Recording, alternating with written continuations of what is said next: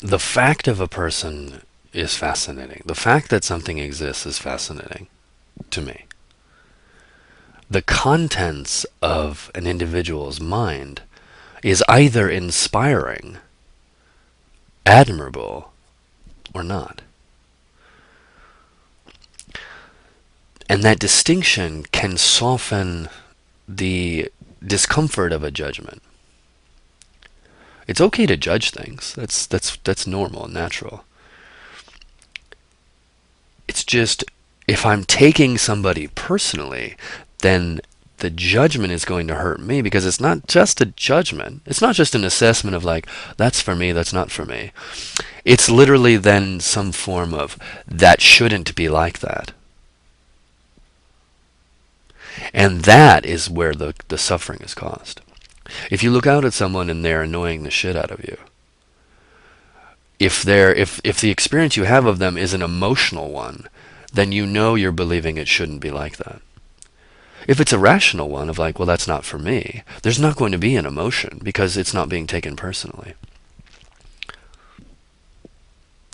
So if you encounter this person, just notice, is it a that's not for me and there's no discomfort emotionally, or is it an emotional discomfort? Because if it's an emotional discomfort, you actually want to control how they live their life and how they express themselves. Because that shouldn't be happening means there's an idea of what it should be. It should be anything but that. That fucker's annoying. So it's being real honest with myself. When I encounter something I don't like, I need to be honest. Is it an emotional dislike or is it a rational dislike? Is it a simple, no thank you, this isn't for me? Or is it a, this should be different? Because one of those is sane and one of those is insane. That very honest no, this isn't for me, totally sane. That emotional,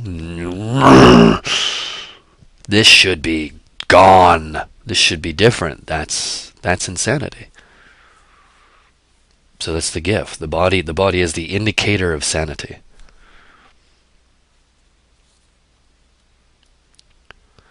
So if you're willing to be honest with yourself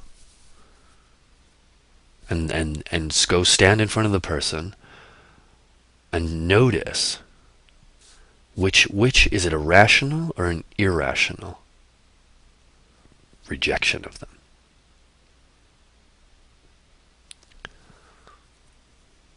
Because one of those is very peaceful and one of those is very painful.